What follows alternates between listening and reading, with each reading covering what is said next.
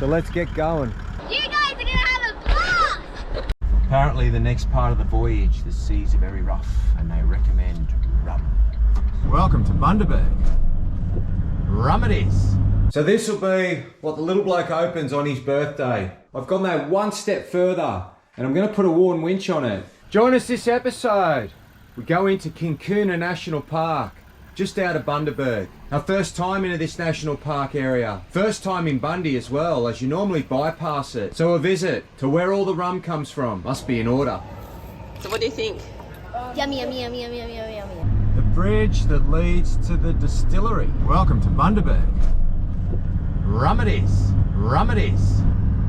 Main street of Bundaberg. Oh, that's what we need. Rum. A SIM card. Oh yeah, SIM card for the drone. This is the same bridge we came over earlier, but it's just a miniature version. Yeah, there might not be a lot of parking up here because there might be a few pirate ships. Ahoy! This is the Bundaberg rum. Caravan is the side road. Oh, cool. Apparently the next part of the voyage, the seas are very rough and they recommend rum. Is this us? Yeah.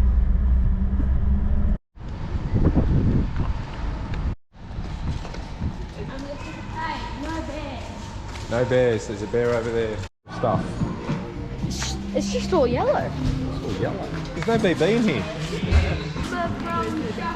I'm going to go have a look at those liqueurs. Cheers to the Bundy Bear. You can't have alcohol.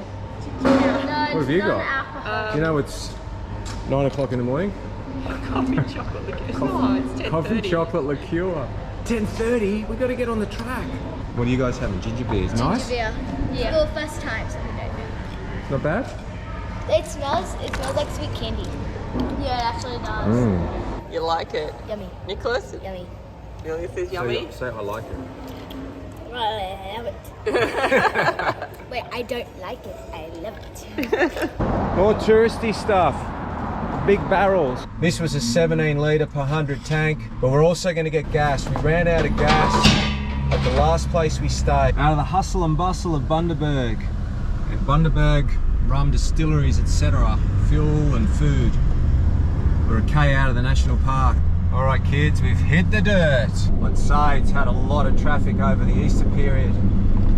The truck's sort of happily staying in tyre marks. The van's probably struggling, it doesn't know where it belongs.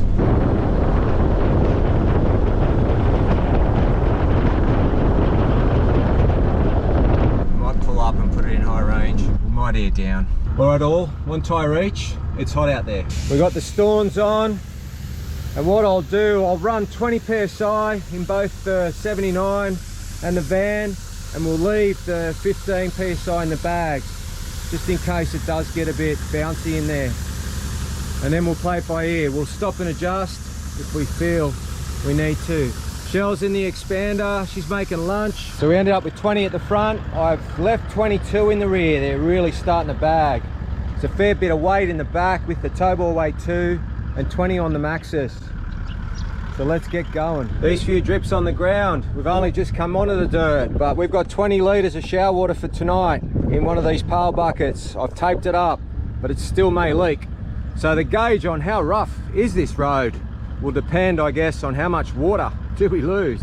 Now they will heat up because we will probably still be pushing around 70k an hour, and we're going to have dust in front of us too.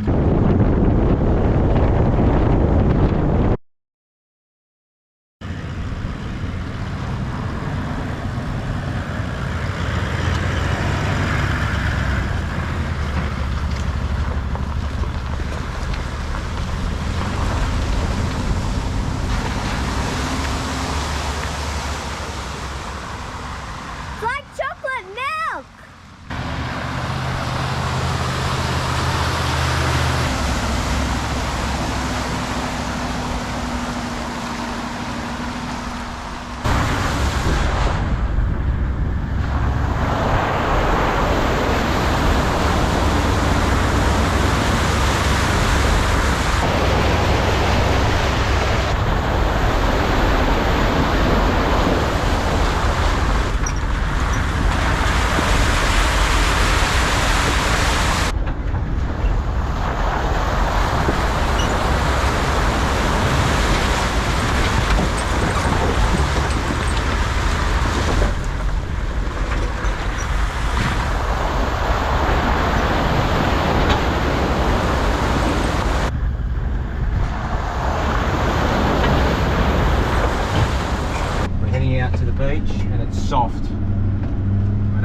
PSI. I don't have the rear locker in, but I'm only in high range. And I can feel the caravan's not happy not being in the same wheel tracks as the 79. That's alright, it's getting through. I'm not full throttle, I'm not stressed. What's the worst that could happen?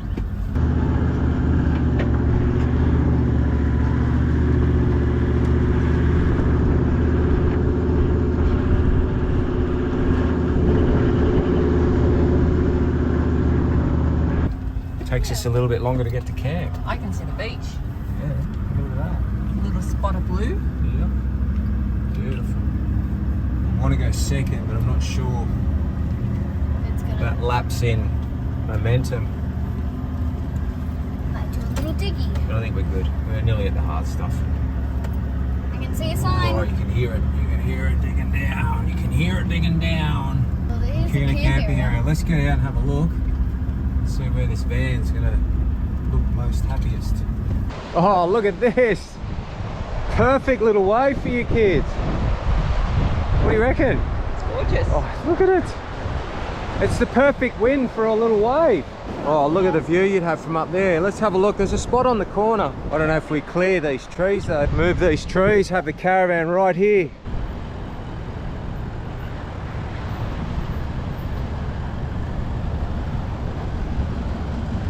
Hey, Dad. Yeah. I like your top. Thanks. I like the spot. This is home, and that little walkway to the beach where the kids at Shell are getting awesome barrels.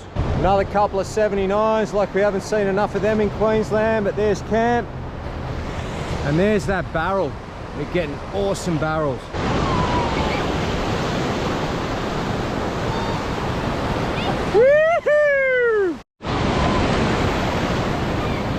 Special guest appearance.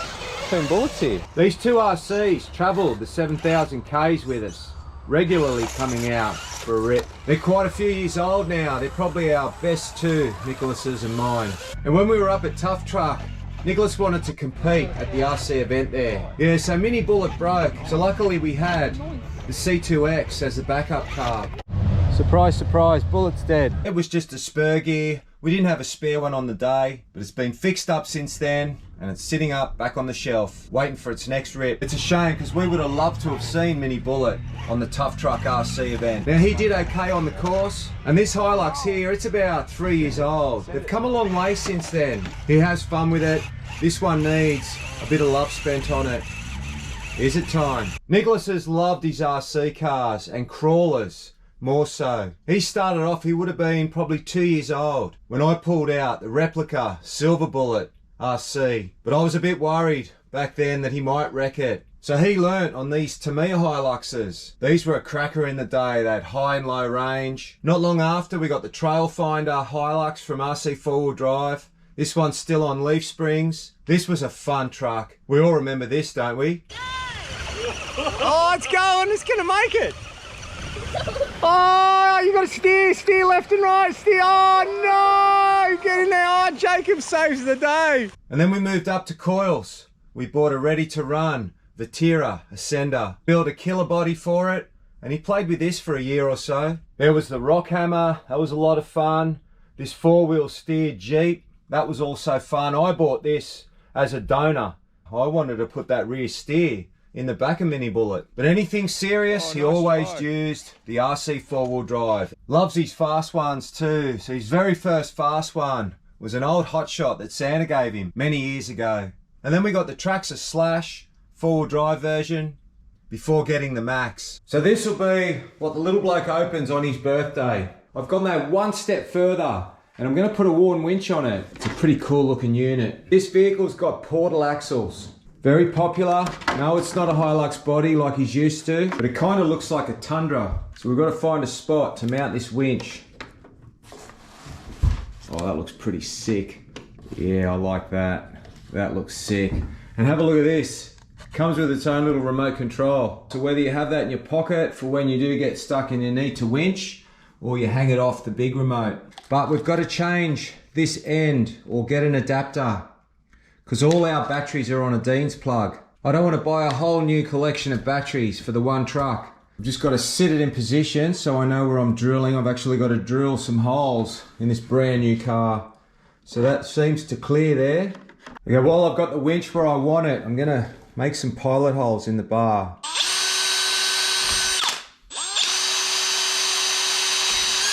So I was thinking of using a nut and bolt to hold the winch on, but it's quite thick plastic there. And they do give these Allen key screws. So what I might do, I might try and get a third one in and put a smear of silicone on that plate. Bit of Sika, kitchen and bathroom, translucent. Just a dab, just to help with the sticking. So these screws seem to be biting nicely. Then that silicone will go off. That's really nice. Get a little bit of a silicone bead between the top of the winch and the nudgy. And then it's really only as strong as the bar. We might need to weld some gussets in there. Knowing Nicholas, if anyone can kill it, he will. So I've cut the nozzle really fine as I can. It's like working on the real bullet. There you go.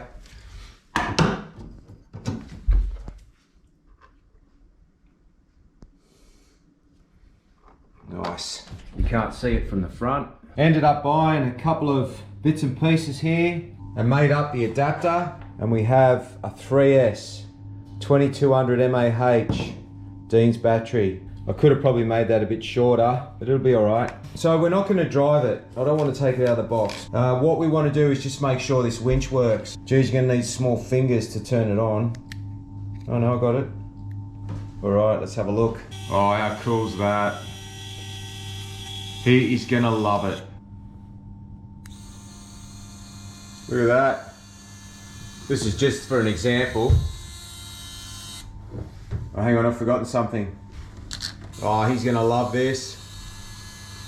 All right, we better put it back in the box before I'm tempted to take it out and drive it. All done, body back on. Ready to put it back in the box. In a couple of weeks for his birthday.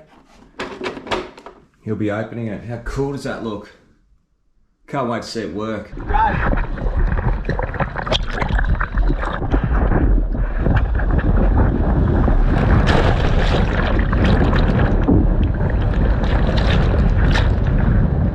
What a view, kids.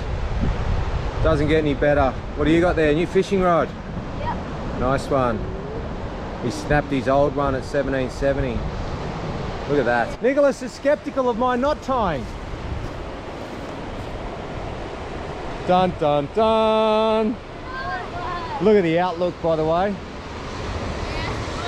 It's going to be happy hour in a hammock. Look at that. Oh, no, that's you not laying properly. You got to turn it. That's it. You got to put your head up the other end. Mum's right. That's better. He swapped his head around. Look at that barrel in the background. We're going to get some fish tonight. Hopefully. Hopefully, mate. 20 minutes of work and I get peace. That's priceless, that is. I don't need to be paid for that 20 minutes. Oh, did you hear that? What's that? That's right, what's that? We got our shower water heating up with the sun. I'm not sure there's that many places left where you can camp this close to the water's edge and have the room around you. Plus the challenge of actually getting in here. Yeah, you know the sand's soft when you're starting to collect it in places like this. So how is it? Have a No chase. wonder pirates go nuts. It's strong. Yeah, have a sip.